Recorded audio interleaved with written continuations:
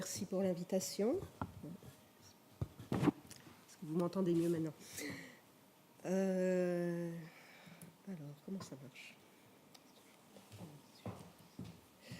Voilà, donc en fait, moi, je vais repartir un peu du début. Là, évidemment, l'aventure RC, comme l'a dit notre collègue tout à l'heure, ça commence quelques années avant le début des projets. Et moi, j'ai fait partie du premier appel à projet de 2007.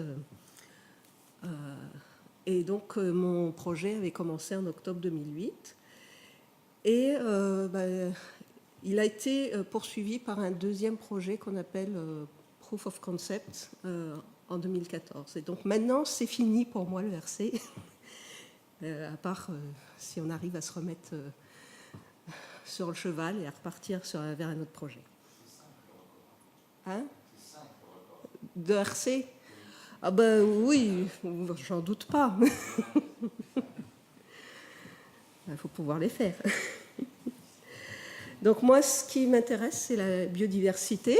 Et en plus, on était dans la décade de la biodiversité au niveau des Nations Unies. Donc je suppose que vous savez plus ou moins ce que c'est la biodiversité. On peut le voir comme ça en une suite d'animaux, de plantes qu'on peut voir partout. Puis on imagine aussi bien la biodiversité telle qu'elle est cataloguée dans les musées, dans ces collections, par exemple, au Smithsonian Museum à Washington. C'est des très belles images, on a des belles collections aussi à Paris. Et moi, en fait, ce qui m'intéresse dans la biodiversité, ce sont les processus qui font émerger la biodiversité. Et donc, en particulier, qu'est-ce que c'est qu'une espèce? Et donc, une espèce animale. On sait tous reconnaître des espèces. On sait tous qu'un chien, c'est différent d'un chat, par exemple. Mais par contre, ce qui est un peu plus compliqué, c'est de savoir comment ces espèces se sont créées, ont évolué au départ. Donc ça, ce sont les questions qui m'intéressent. Donc ici, vous voyez bien qu'on a des choses qui se ressemblent beaucoup, mais en fait, c'est des espèces différentes. On a un chacal, un loup, un chien. Ce sont des espèces différentes. Par contre, là, on a des trucs qui ne se ressemblent pas, mais c'est tous la même espèce.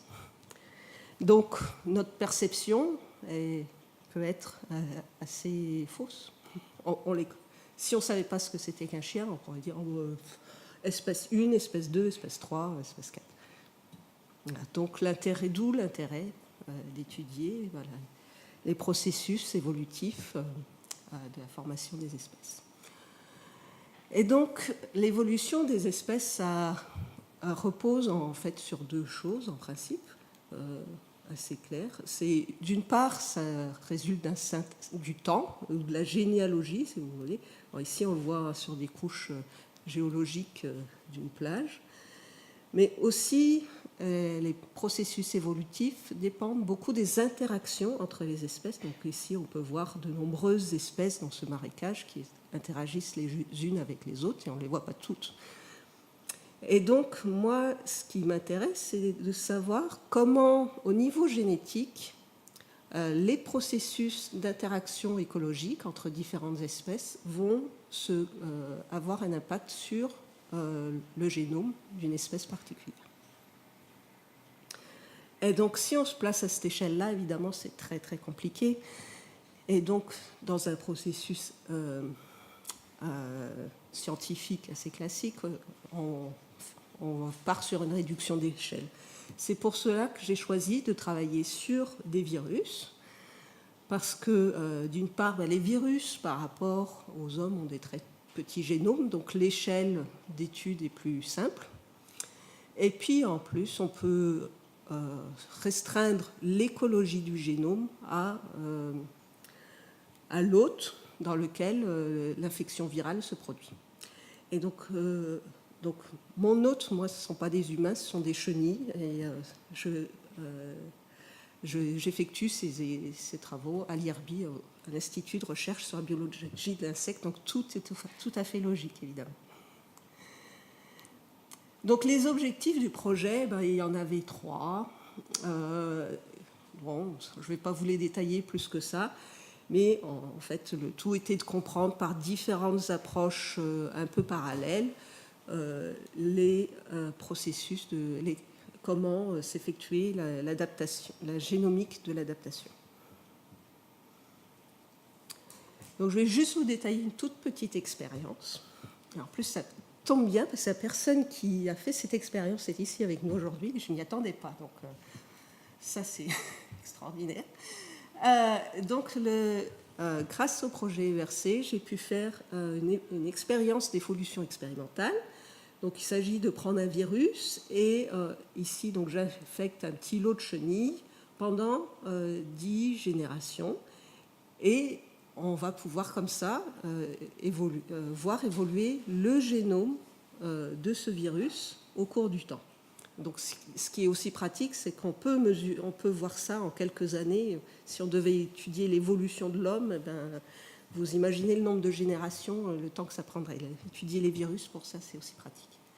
Et donc j'ai fait répéter cette expérience de nombreuses fois sur 4 hôtes différentes qui représentaient 4 écologies différentes pour ce virus. Et donc ce que ça a donné après, on a fini notre évolution expérimentale. On a pu, grâce à l'ERC aussi, être à la pointe de l'innovation en termes d'analyse génomique et utiliser les approches de très haut débit.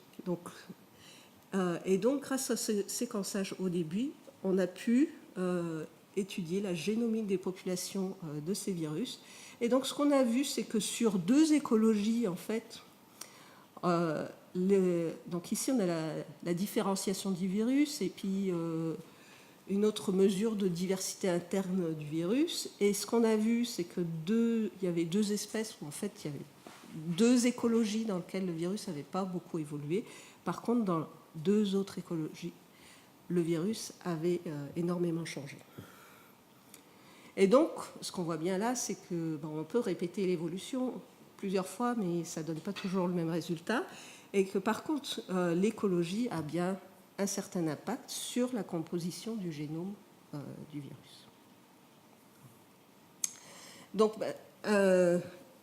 l'équipe, en fait, le projet ERC, c'est aussi porté par...